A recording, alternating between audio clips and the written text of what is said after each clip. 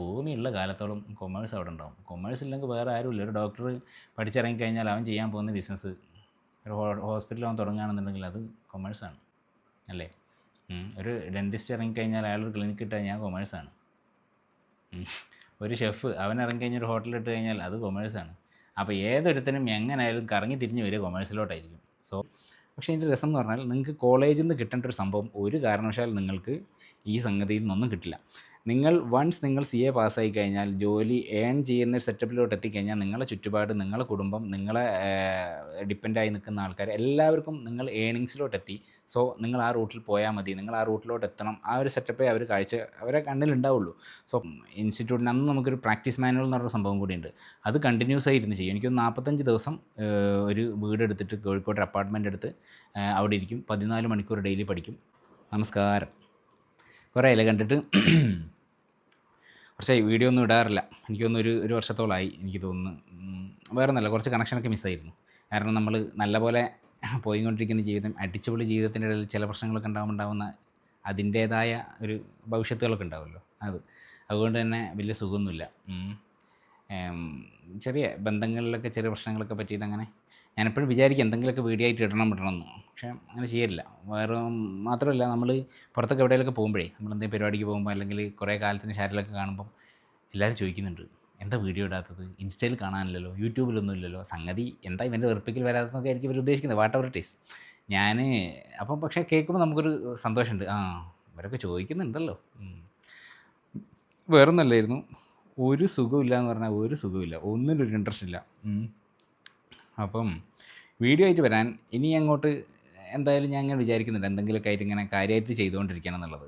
വേറൊന്നുമല്ല, എൻ്റെ ചാനൽ ഒരു മോണിറ്റൈസ്ഡ് ചാനലാണ്. സോ വീഡിയോ ഒന്നും ഇട്ടിട്ടില്ല എന്നുണ്ടെങ്കിൽ ഇത് സംഗതി ഔട്ടായി പോകും. അപ്പം വീണ്ടും ഈ മോണിറ്റൈസേഷനിലോട്ട് എത്തിക്കണം എന്നുണ്ടെങ്കിൽ നല്ല ചിലവുള്ള കേസാണ്. എങ്ങനെയാണ് ഞാനിത് ആ ലെവലിലോട്ട് എത്തിച്ചതെന്ന് എനിക്ക് മാത്രമേ അറിയുള്ളൂ. അപ്പം എൻ്റെ ഒരു സുഹൃത്തിൻ്റെ ഇതേപോലെ മിസ്സായിട്ടുണ്ട്, ഡിമോണിറ്റൈസ് ആയിട്ടുണ്ട്. അപ്പം പിന്നെ അവൻ അത് സെറ്റ് ചെയ്ത് വരാൻ അവൻ കിട്ടിയിട്ടില്ല തോന്നുന്നുണ്ട്. അപ്പോൾ അത് വേണ്ടിയിട്ട് ഞാൻ എന്തെങ്കിലുമൊക്കെ ഇങ്ങനെ ഇട്ടുകൊണ്ടിരിക്കും, ആ ഒരു ഓളം കിട്ടാൻ വേണ്ടിയിട്ട്. അപ്പം ഇന്ന് വീഡിയോ ആയിട്ട് വരാൻ കാരണം, കാണുന്നവരൊക്കെ ഈടായിട്ട് ചോദിക്കുന്നത്, ഇപ്പോൾ കുറേ ആൾക്കാർ റെഫറൻസും മറ്റുമൊക്കെ ആയിട്ട് ഇങ്ങനെ വിളിച്ച് ചോദിക്കുന്നുണ്ട്, എന്തായി CA എന്തായി, ഞാനിങ്ങനെ എൻ്റെ കുട്ടീനെ വിടാൻ ആഗ്രഹിക്കുന്നുണ്ട്, അല്ലെങ്കിൽ എൻ്റെ പെങ്ങളെ കുട്ടീനെ വിടാൻ ആഗ്രഹിക്കുന്നുണ്ട്, അനിയനെ വിടാൻ ആഗ്രഹിക്കുന്നുണ്ട്, എന്താണ് അഭിപ്രായം എന്നൊക്കെ. അപ്പോൾ ഇവർ ചോദിക്കുന്നത് ഈ പറയുന്ന പോലെ ഞാൻ എൻ്റെ നാട്ടിലും ഇപ്പോൾ എൻ്റെ സുഹൃത്തുക്കൾക്ക് അറിയാം, ഞാൻ കുറേ കാലമായി ഇവരെ കാഴ്ചപ്പാടിൽ കുറേ ആയാലും ഇവൻ ഇത് ചെയ്യാൻ തുടങ്ങിയിട്ടെന്നൊക്കെ ഉള്ള ധാരണ ഉണ്ടാവും. ഒരു മിനിറ്റ്, ഞാൻ പുതിയൊരു കണ്ണട വാങ്ങിയിട്ട് കണ്ണട വെക്കട്ടെ. സൂപ്പറായില്ലേ. അപ്പം ഇതിൽ CA ജേണീനെ പറ്റിയിട്ടുള്ള പരിപാടിയാണ് ഇതിൽ പറയുന്നത്. ഓക്കെ, അപ്പോൾ ഞാൻ 10 കൊല്ലത്തോളമായിട്ട്, ഇപ്പോൾ 2015 ഞാൻ CAക്ക് രജിസ്റ്റർ ചെയ്യുന്നത്. ഞാൻ ഡിഗ്രി കഴിഞ്ഞിട്ടാണ് CAക്ക് ജോയിൻ ചെയ്തത്. അപ്പം ഇപ്പോൾ 2025, 10 വർഷം കഴിഞ്ഞു. സോ 2015 ആഗസ്റ്റ് 2 ഞാൻ ഇൻ്ററിൻ്റെ ക്ലാസ് കോഴിക്കോട് ICL അറ്റൻഡ് ചെയ്യുന്നത്, 6 മാസത്തെ ക്ലാസ്. പിന്നെ 3 വർഷത്തെ ആർട്ടിക്കിൾഷിപ്പ് അങ്ങനെ ഇങ്ങനെയൊക്കെ ആയിട്ട് കുറേ പ്രശ്നങ്ങളൊക്കെ ഉണ്ടായില്ല. അപ്പം മെയിനായിട്ട് ഞാൻ ഇതിൽ പഠിച്ചു തുടങ്ങിയത്, എക്സാമിന് വേണ്ടിയിട്ട് ഞാൻ ഇരിക്കുന്നത് നവംബർ അറ്റംപ്റ്റാണ്, 2019 നവംബർ അറ്റംപ്റ്റ്. അതുവരെ ആർട്ടിക്കിൾഷിപ്പ് ജോലി അങ്ങനെ ഇങ്ങനെയൊക്കെ ആയിട്ട് പോയി. വേറൊന്നുമല്ല, പിന്നെ ആ സമയത്തൊക്കെ ഞാൻ ആകെ എക്സാം ഞാൻ രജിസ്റ്റർ ചെയ്യലുണ്ട്, കാരണം ഒന്നാ കണക്ഷൻ വിട്ടു പോകാതിരിക്കാൻ. പിന്നെ എനിക്ക് കാണേണ്ടതായ ആൾക്കാരുണ്ടായിരുന്നു എക്സാം സെൻറ്ററിൽ, എനിക്ക് ഒരാളെ കാണേണ്ടതായിട്ടുള്ള ആവശ്യമുണ്ട്. അതുകൊണ്ട് മാത്രമായിരുന്നു ഞാൻ ആ സമയത്തൊക്കെ എക്സാം രജിസ്റ്റർ ചെയ്യൽ, കാരണം അപ്പോഴേ എനിക്ക് അയാളെ കാണാൻ പറ്റില്ലുണ്ടായിരുന്നുള്ളൂ. പക്ഷെ അതൊക്കെ വേറെ കഥയാണ്, അതൊക്കെ പോയി. വേസ്റ്റ് ഓഫ് ടൈം എന്ന് പറയാനില്ല, കുറച്ചൊക്കെ ഇൻവെസ്റ്റ്മെൻറ്റ് ഉണ്ടായിരുന്നു അതിൽ. അങ്ങനെ അപ്പം 2019 മുതലാണ് ഞാൻ എൻ്റെ CA കരിയർ സ്റ്റാർട്ട് ചെയ്തതെന്ന് ഞാൻ പറയാൻ ആഗ്രഹിക്കുന്നുള്ളൂ. കാരണം മറ്റതൊക്കെ എക്സാം പാസ്സാകാൻ വേണ്ടി ഞാനൊന്നും അതിലൊന്നും ചെയ്തിട്ടില്ല. അപ്പം 19 മുതൽ ഇങ്ങോട്ട് നോക്കുകയാണെങ്കിൽ 26 സ്റ്റാർട്ടായിപ്പോൾ. ഓൾമോസ്റ്റ് 5 വർഷം കഴിഞ്ഞ് 6ാമത്തെ വർഷത്തിലോട്ട്. അപ്പോൾ ഫസ്റ്റത്തെ അറ്റംപ്റ്റ് ഞാൻ ഫസ്റ്റ് ഗ്രൂപ്പ് എഴുതി, ഞാൻ പാസ്സായിട്ടുണ്ട്. രണ്ടാമത്തെ ഇൻ്റർവ്യൂവിലെ സെക്കൻഡ് ഗ്രൂപ്പ് എന്ന് പറയുന്നത് കുറച്ച് 2ാമത്തെ അറ്റംപ്റ്റിലാണ് പാസ്സാകുന്നത്.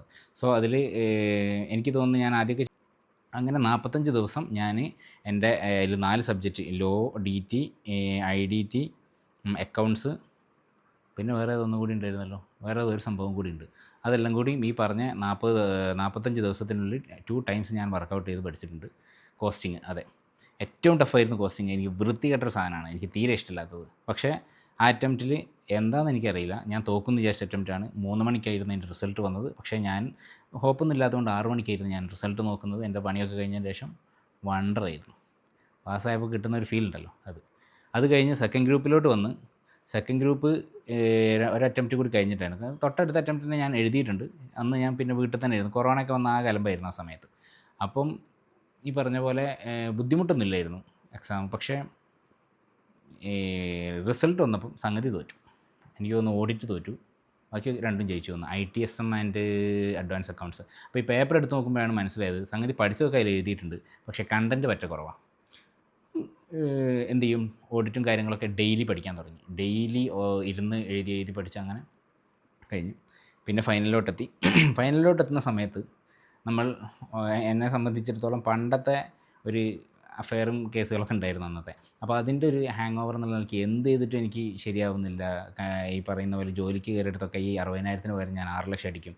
അങ്ങനെ ആകെ പ്രശ്നം, റിപ്പോർട്ടിൽ പ്രശ്നം, ഇത് നമ്മൾ ഇറങ്ങാമെന്ന് പറയും, അപ്പോൾ ശമ്പളം കൂട്ടും, അപ്പം കുറച്ച് നേരം നിൽക്കും, വീണ്ടും ഇറങ്ങാമെന്ന് പറയും, അപ്പം ശമ്പളത്തിൽ മാറ്റം വരും. അപ്പോൾ എനിക്ക് തോന്നി ഇതിൽ നിന്നൊരു മാറ്റം വരണമെങ്കിൽ എനിക്ക് എന്നെ തന്നെ ഒന്ന് മാറിക്കിടണമെങ്കിൽ ഞാൻ അവിടെ നിന്ന് പോകണം, എന്നാലേ നടപടിയാവുള്ളൂ എന്നുള്ള നിലയ്ക്ക് ഞാൻ ആ പരിപാടി നിർത്തി. ജോലി വിട്ട് നേരെ എനിക്ക് തോന്നുന്നു ഞാൻ തൃശ്ശൂരിലോട്ട് പോയി. തൃശ്ശൂരിൽ എൻ്റെ ഒരു സുഹൃത്ത് പറഞ്ഞ അവിടെ അൻവർ അബ്ബാസ് സാറെ ക്ലാസ് ഉണ്ട്, IDT.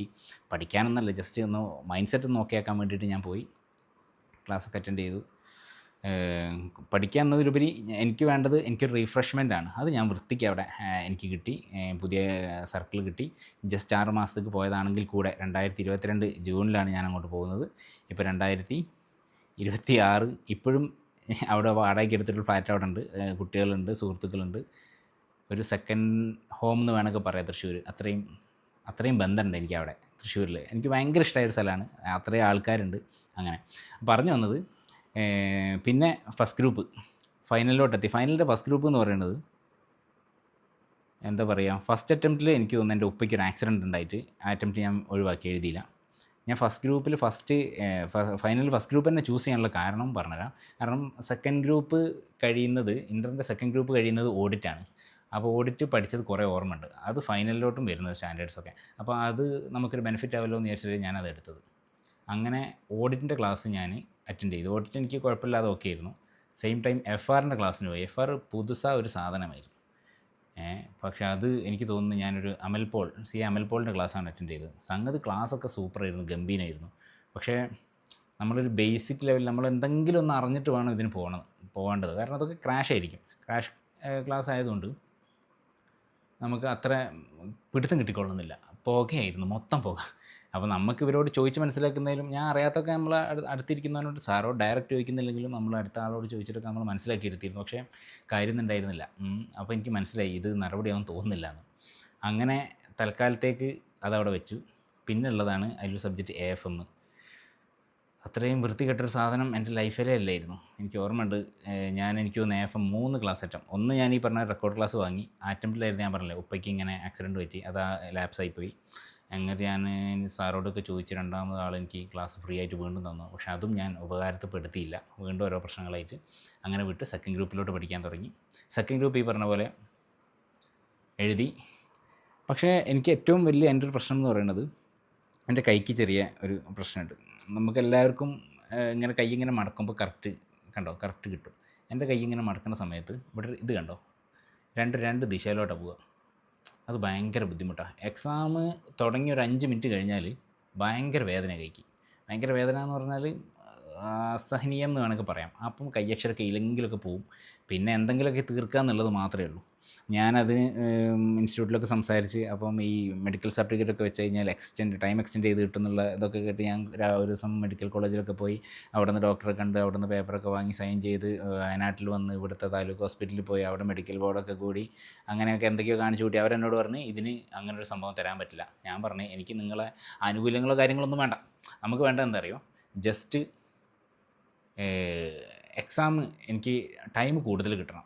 എനിക്ക് എഴുതാൻ പറ്റില്ല, ആ ആനുകൂല്യം മാത്രം മതി. അല്ലാതെ നിങ്ങളെ പെൻഷനോ കാര്യങ്ങളോ ഒന്നും വേണ്ട. കാരണം ഇത്രയും കാലം എനിക്കിത് ബുദ്ധിമുട്ടായി തോന്നിയിട്ടില്ല. ഫൈനലിലോട്ട് എത്തിയത് എഴുതിയിട്ട് എത്തുന്നില്ല എന്ന് എനിക്ക് ഇൻ്റർവ്യൂവിൽ ഞാനിത് നോട്ടീസ് ചെയ്തിരുന്നു. പക്ഷേ അതൊരു പ്രശ്നമായിട്ട് എനിക്ക് തോന്നിയില്ല. പക്ഷേ ഫൈനൽ എത്തുന്നതിനനുസരിച്ച് ഈ ബെൻഡ് ഇങ്ങനെ കൂടി വരാൻ തുടങ്ങി. അപ്പോഴാണ് ഞാനും ഇതൊന്നും കൂടി കാര്യമായിട്ട് നോക്കുന്നത്. ഇൻസ്റ്റിറ്റ്യൂട്ടിലോട്ടൊക്കെ അയച്ച് CA സൈനൊക്കെ വാങ്ങി ഇൻസ്റ്റിറ്റ്യൂട്ടിലേക്ക് പേപ്പറൊക്കെ അയച്ചു. പക്ഷേ അവർ റിജക്റ്റ് ചെയ്തു. അവസാനം ആ ഹോപ്പ് തീർന്നു. പിന്നെ ഞാൻ അന്വേഷിച്ചിടത്തോളം പലർക്കും ഈ പ്രശ്നങ്ങളൊക്കെ ഉണ്ട്. അപ്പോൾ അവരൊക്കെ പറയണത് നമ്മളൊരു 30 മാർക്ക് ഒഴിവാക്കി 70 മാർക്കിനെ നമ്മൾ എഴുതൂ എന്നുള്ളൊരു കാഴ്ചപ്പാടോട് കൂടി വേണം നമ്മൾ എക്സാമിലോട്ട് പോകാൻ. അപ്പം പിന്നെ ഈ ബുദ്ധിമുട്ടും കാര്യങ്ങളൊന്നുമില്ല. അപ്പം കഴിച്ചിലാവും എന്നുള്ളതാണ്. അങ്ങനെ സെക്കൻഡ് ഗ്രൂപ്പ് എക്സാം എഴുതും. എനിക്ക് തോന്നുന്നു കോസ്റ്റിങ് SCMP എന്ന് പറഞ്ഞ സബ്ജക്റ്റ് ഉണ്ട് സെക്കൻഡ് ഗ്രൂപ്പിൽ. ഈ തേങ്ങയാണെങ്കിൽ എന്ത് ചെയ്താലും എന്നെക്കൊണ്ട് എഴുതിയാൽ തീരില്ല. പഠിച്ചതല്ലെന്ന് വിചാരിച്ച് നമ്മൾ മാക്സിമം എഴുതാൻ നോക്കും, എങ്ങനെയായാലും പോകും. ഒരു പരിധി കഴിഞ്ഞ് 2-3 അറ്റംപ്റ്റ് കഴിഞ്ഞപ്പോൾ എനിക്ക് മനസ്സിലായി SCMP ഉള്ളിടത്തോളം കാലം എനിക്കിത് കഴിച്ചിടാൻ പറ്റില്ല. അതിൽ പടച്ചോൻ കണ്ടറിഞ്ഞിട്ട് സ്പോം ഇട്ട് തന്നു. സ്പോം വന്ന് അടുത്ത അറ്റംപ്റ്റിൽ ഞാൻ എൻ്റെ സെക്കൻഡ് ഗ്രൂപ്പ് ക്ലിയറായി.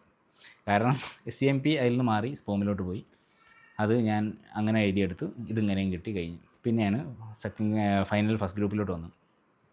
അപ്പുറത്തെ SCMP എന്തായിരുന്നു ആ സെയിം സാധനം തന്നെയാണ് ഇപ്പുറത്തെ FR. എഴുതിയാൽ തീരില്ല, ഒരു കടൽ മാതിരിയുള്ളൊരു സാധനം. എന്തൊക്കെ കാണിച്ചിട്ടും എങ്ങനെയായാലും. പക്ഷേ ഇതിനെ എങ്ങനെ എന്നെ ബാധിക്കുന്നതെന്ന് ചോദിച്ചു കഴിഞ്ഞാൽ FR ഒരിക്കലും എൻ്റെ തീരില്ല, എൻ്റെ നല്ല ആരും തീരില്ല. അപ്പം ബാക്കിയുള്ളവർ തീരാത്തത് എത്രത്തോളം ഉണ്ടോ അതിനനുസരിച്ച് ബാക്കോട്ടായിരിക്കും എൻ്റെ പേപ്പർ ഉണ്ടാവുക. കാരണം അവരൊരു 80% എഴുതിയിട്ടില്ലെങ്കിൽ എനിക്ക് 60% എഴുതാൻ പറ്റുള്ളൂ. അങ്ങനെ ആദ്യമൊക്കെ ഞാൻ പലരോടും പറയലുണ്ടായിരുന്നു. പിന്നെ എനിക്ക് തോന്നി, അപ്പോൾ പലരും എന്നോട് പറഞ്ഞു, നീ ഇത് കഴിച്ചിലാകാൻ വേണ്ടിയിട്ട് അതിൻ്റെ മേലെ കിട്ടുകയല്ലേ എന്നൊക്കെ. പിന്നെ ഞാൻ പറയൽ നിർത്തി, എന്തേ ആവട്ടെ എന്ന് വിചാരിച്ചിട്ട്. അങ്ങനെയുള്ളൊരു സെറ്റപ്പ്. അപ്പോൾ ഈ FR അങ്ങനെ ആവുന്നതോട് കൂടി അടുത്ത എക്സാമായ AFM-നെ അത് ബാധിക്കുക തന്നെ. അതൊന്നും ആയില്ല, ഇനിയിപ്പോൾ ഇതെന്തെങ്കിലും ആവുമോ എന്നുള്ളത്. എന്നാലും കുഴപ്പമില്ല എന്നുള്ള നിലയ്ക്ക് വെക്കെങ്കിലും AFM ഈ പറഞ്ഞ പോലെ എന്തെങ്കിലുമൊക്കെ ആയിട്ട് വള്ളി വരും. പക്ഷേ AFM-നൊന്നും അങ്ങനെ സമയത്തിൻ്റെ പ്രശ്നമൊന്നും വരാറില്ല. പക്ഷേ റീസെൻ്റ്ലി ഒരു 2 അറ്റംപ്റ്റ്, ലാസ്റ്റ് ഈ കഴിഞ്ഞ അറ്റംപ്റ്റ് എന്തൊരു വൃത്തികെട്ട പേപ്പറായിരുന്നു. അത്രയും മോശമായിരുന്നു. FR കുഴപ്പമില്ലായിരുന്നു, ഓഡിറ്റ് സൂപ്പറായിരുന്നു. എഴുതാനൊക്കെ പറ്റിയിട്ടുണ്ട്, പഠിച്ച പോലെയൊക്കെ അത്യാവശ്യം കാര്യങ്ങളൊക്കെ എഴുതാൻ. പറഞ്ഞു വന്നത് എന്താ അറിയോ, എൻ്റെ ഒരു കാഴ്ചപ്പാടിൽ നിങ്ങൾ CAക്ക് ജോയിൻ ചെയ്യുകയാണെന്നുണ്ടെങ്കിൽ, നിങ്ങൾ പുതിയതായിട്ട് വരുന്ന ഒരാളാണെന്നുണ്ടെങ്കിൽ നിങ്ങൾ എന്ത് ചെയ്യുക അറിയോ, ഡിഗ്രി കഴിഞ്ഞിട്ട് വരും. ഡിഗ്രി കഴിഞ്ഞ് വരികയാണെങ്കിൽ അവിടെ ഉണ്ടാകുന്ന നിങ്ങൾക്ക് മെച്ചം, നിങ്ങൾക്ക് ഡയറക്റ്റ് ഇൻ്റർ എഴുതാം. രണ്ടാമത്തെ നിങ്ങളൊരു ഡിഗ്രി ഹോൾഡറാണ്. മൂന്നാമത്തെ കേസ് എന്ന് പറയുന്നത്, നിങ്ങൾക്ക് വേണമെങ്കിൽ ഡിഗ്രി അപ്പുറത്തുനിന്ന് സെപ്പറേറ്റ് എഴുതി വാങ്ങാം. മീൻസ് ഡിസ്റ്റൻ്റ് ആയിട്ടൊക്കെ ചെയ്യാം. IGNOU അതേപോലെ ഡിസ്റ്റൻ്റ് ഭാരതിയാർ അങ്ങനെ കുറേ യൂണിവേഴ്സിറ്റി ഉണ്ടല്ലോ, അതിൽ നിന്നൊക്കെ എഴുതിയെടുക്കാൻ പറ്റും. പക്ഷേ ഇതിൻ്റെ രസം എന്ന് പറഞ്ഞാൽ നിങ്ങൾക്ക് കോളേജിൽ നിന്ന് കിട്ടേണ്ട ഒരു സംഭവം ഒരു കാരണവശാലും നിങ്ങൾക്ക് ഈ സംഗതിയിൽ നിന്നൊന്നും കിട്ടില്ല. നിങ്ങൾ CA പാസ്സായി കഴിഞ്ഞാൽ ജോലി ചെയ്യുന്ന സെറ്റപ്പിലോട്ട് എത്തിക്കഴിഞ്ഞാൽ നിങ്ങളെ ചുറ്റുപാട്, നിങ്ങളെ കുടുംബം, നിങ്ങളെ ഡിപ്പെൻഡായി നിൽക്കുന്ന ആൾക്കാർ എല്ലാവർക്കും നിങ്ങൾ ഏണിങ്സിലോട്ട് എത്തി. സോ നിങ്ങൾ ആ റൂട്ടിൽ പോയാൽ മതി, നിങ്ങൾ ആ റൂട്ടിലോട്ട് എത്തണം. ആ ഒരു സെറ്റപ്പേ അവരെ കണ്ണിലുണ്ടാവുള്ളൂ. സോ പഠിക്കേണ്ട സമയത്ത് മാത്രമേ നമുക്ക് പഠിക്കാൻ പറ്റുള്ളൂ. സോ നിങ്ങൾ എന്ത് ചെയ്യാന്നറിയോ, ഡിഗ്രി മാക്സിമം, എൻ്റെ ഒരു സജഷനാണ് പറയുന്നത്. നിങ്ങളുടെ ഫിനാൻഷ്യൽ സെറ്റപ്പും നിങ്ങളുടെ ബാക്ക്ഗ്രൗണ്ടൊക്കെ അതിനനുസരിച്ച് നിങ്ങൾ കൈകാര്യം ചെയ്യുക. പക്ഷേ ഏറ്റവും നല്ലത് നിങ്ങൾ +2 കഴിഞ്ഞാൽ ഡിഗ്രിക്ക് പോവുക. എന്നിട്ട് ഡിഗ്രി എടുത്തതിൻ്റെ ശേഷം മാക്സിമം കോളേജ് ലൈഫൊക്കെ എൻജോയ് ചെയ്തതിന് ശേഷം ഈ സാധനം ചെയ്യുക എന്നുള്ളതാണ്. പിന്നെ അതിൽ വേറൊരു ഡീമെറിറ്റും കൂടി ഞാൻ പറഞ്ഞുതരാം. നമ്മൾ ഡിഗ്രി കഴിഞ്ഞ് വരുമ്പോൾ നമ്മൾ ആസ്വദിച്ചൊരു ലെവലുണ്ട്. ആ ആസ്വാദന ലെവൽ നമ്മൾ ഈ CA എന്ന് പറയുന്ന ഈ ഫീൽഡിലോട്ട് നമ്മൾ കൊണ്ടുവരും. അങ്ങനൊരു പ്രശ്നം കൂടിയും ഇതിനുണ്ട്. അപ്പം ഞാനൊക്കെ എങ്ങനെയായിരുന്നു, ഡിഗ്രിക്ക് ആസ്വദിച്ച് പോകുന്നു, ഇവിടെ എത്തിയപ്പോൾ വീണ്ടും ആസ്വാദനം, വേറെ ലെവൽ ആസ്വാദനം, ഫുൾ എൻ്റർടൈൻമെൻറ്റ്, ആ ലെവലായിരുന്നു.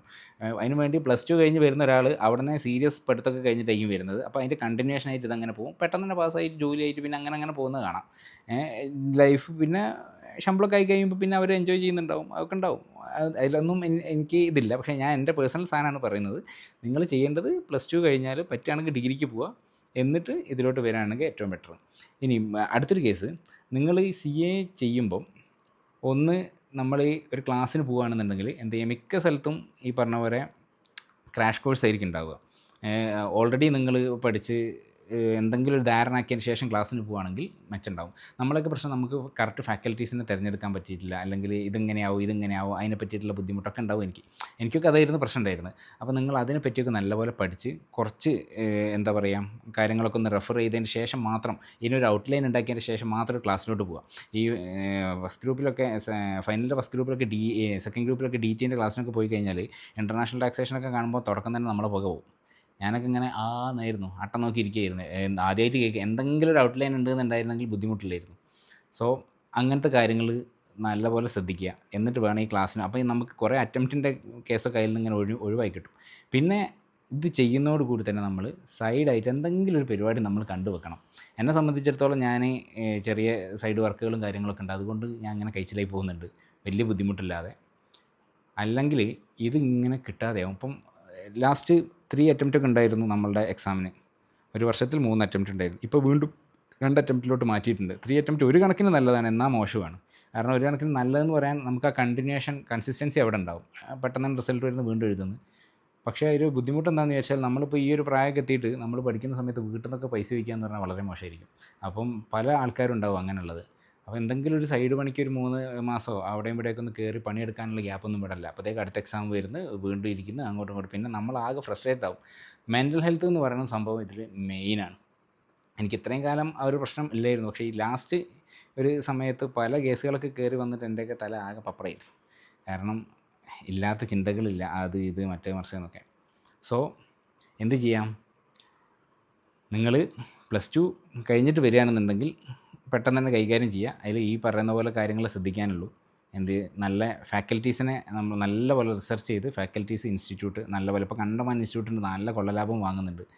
അപ്പം നല്ല പോലെയുള്ള ഒരു സ്ഥലങ്ങളിലൊക്കെ പോവുക. ഏറ്റവും നല്ലത് വല്ല റെസിഡൻഷ്യൽ ക്യാമ്പസും പിടിച്ച് പഠിക്കുക എന്നുള്ളതാണ്. ഇരിക്കുമ്പോൾ ഒരു 6 മാസം അങ്ങ് ചത്തിരുന്ന് കഴിഞ്ഞാൽ സംഗതി കിട്ടും, പിന്നെ ബുദ്ധിമുട്ടില്ല. അല്ലെങ്കിൽ അണ്ണനിരിക്കുന്ന മാതിരി ഇങ്ങനെ ഇരിക്കേണ്ടി വരും കുറേ കാലം. അങ്ങനെ പഠിച്ച് തീരുമാനമാക്കുക എന്നുള്ളതാണ്. അപ്പം എൻ്റെ പേഴ്സണൽ കാര്യങ്ങളാണ്, എൻ്റെ അനുഭവങ്ങളാണ് ഞാനിതിൽ പറഞ്ഞത്. ഓരോരുത്തർക്കും ഓരോ സിറ്റുവേഷൻ ആയിരിക്കും, ഓരോ ബാക്ക്ഗ്രൗണ്ട് ആയിരിക്കും. ചിലവർ നല്ല IQ ലെവലൊക്കെ ഉള്ള ആൾക്കാരായിരിക്കും, നമ്മളൊക്കെ ലോ ലെവലുള്ള ആൾക്കാരാണ്. നമ്മൾ എന്തെങ്കിലുമൊക്കെ കാര്യം കേട്ട് മനസ്സിലാക്കി അതൊക്കെ ഇങ്ങനെ സെറ്റപ്പാക്കി എടുത്ത് കൊണ്ടുവരുന്നതേ ഉള്ളൂ. ഓക്കെ, എനിവേ ഇതാണ് എൻ്റെ ഒരു പേഴ്സണലായിട്ടുള്ള എനിക്ക് പറയാനുള്ളത്. കിട്ടും ഇതിൽ. പിന്നെ വേറൊരു മെച്ചം എന്ന് വിചാരിച്ചാൽ ഒരിക്കലും CA എടുത്തിട്ട് നിങ്ങൾ സങ്കടപ്പെടേണ്ടി വരില്ല. കാരണം ഒന്നും ആയിട്ടില്ലല്ലോ എന്നുള്ള. കാരണം CA ഇനി ഫൈനൽ സർട്ടിഫിക്കറ്റ് കിട്ടിയിട്ടില്ലെങ്കിൽ കൂടെ, നിങ്ങൾ പാസ്സായിട്ടില്ലെങ്കിൽ കൂടെ നിങ്ങൾക്ക് ജീവിക്കാനുള്ള വകുപ്പ് അതിലുണ്ട്. കാരണം അത്രയും നോളജ് നിങ്ങൾക്ക് അതിൽ കിട്ടും. നിങ്ങൾക്ക് വേറെ സ്ഥലത്ത് പോയിട്ട് സ്വന്തമായിട്ട് ടാക്സ് പ്രാക്ടീഷണറായിട്ട് നിങ്ങൾക്ക് ഓഫീസിടാം. ഇനിയിപ്പോൾ വേറെ സ്ഥലത്ത് അക്കൗണ്ടൻറ്റും മറ്റുമായിട്ട് നിങ്ങൾക്ക് വർക്ക് ചെയ്യാം. നിങ്ങൾക്ക് ടീച്ചിങ് ഫീൽഡിലോട്ട് വേണമെങ്കിൽ ഈ സംഭവം വെച്ചിട്ട് CA പഠിപ്പിക്കാൻ വേണ്ടി ടീച്ചിങ് ഫീൽഡിലോട്ട് പോകാം. ഒരു ഇൻസ്റ്റിറ്റ്യൂട്ട് വേണമെങ്കിൽ നടത്താം. ഓപ്ഷൻസുകൾ കുറേ ഉണ്ട്. പിന്നെ കൊമേഴ്സാണ് നമ്മൾ നിൽക്കുന്നത്. കൊമേഴ്സ് എന്ന് പറഞ്ഞാൽ ഭൂമിയുള്ള കാലത്തോളം കൊമേഴ്സ് അവിടെ ഉണ്ടാവും. കൊമേഴ്സ് ഇല്ലെങ്കിൽ വേറെ ആരുമില്ല. ഒരു ഡോക്ടർ പഠിച്ചിറങ്ങിക്കഴിഞ്ഞാൽ അവൻ ചെയ്യാൻ പോകുന്ന ബിസിനസ്, ഒരു ഹോസ്പിറ്റൽ അവൻ തുടങ്ങുകയാണെന്നുണ്ടെങ്കിൽ അത് കൊമേഴ്സാണ് അല്ലേ. ഒരു ഡെൻറ്റിസ്റ്റ് ഇറങ്ങിക്കഴിഞ്ഞാൽ അയാളൊരു ക്ലിനിക്ക് ഇട്ട് കഴിഞ്ഞാൽ കൊമേഴ്സാണ്. ഒരു ഷെഫ് അവൻ ഇറങ്ങിക്കഴിഞ്ഞാൽ ഒരു ഹോട്ടലിട്ട് കഴിഞ്ഞാൽ അത് കൊമേഴ്സാണ്. അപ്പോൾ ഏതൊരുത്തനും എങ്ങനെയായാലും കറങ്ങി തിരിഞ്ഞ് വരിക കൊമേഴ്സിലോട്ടായിരിക്കും. സോ ഒന്നും ആയിട്ടില്ല, അല്ലെങ്കിൽ ഒന്നും കിട്ടിയിട്ടില്ല എന്നുള്ള ഒരു ടെൻഷനും CAക്ക് ഇറങ്ങുന്ന ആൾക്ക് വേണ്ട. എന്തെങ്കിലും ഒന്ന് കിട്ടിയിരിക്കും. എന്തെങ്കിലും ഒന്നല്ല, നിങ്ങൾക്ക് അർഹതപ്പെട്ടതിനെ നല്ലപോലെ കിട്ടിയിരിക്കും. അപ്പോൾ ഇനി ആരെങ്കിലും ചോദിച്ചു കഴിഞ്ഞാലേ എനിക്ക് ഈ വീഡിയോ അയച്ചു കൊടുത്താൽ മതി. ഇതാണ് CA, ഞാൻ കണ്ട CA ഇതാണ്. അപ്പോൾ നിങ്ങൾക്ക് എങ്ങനെയും ചൂസ് ചെയ്യാം എന്നുള്ളത്. ഓക്കെ, അപ്പം പുതിയൊരു പരിപാടിയൊക്കെ ആയിട്ട് വീണ്ടും വരുന്നവരെ വണക്കം.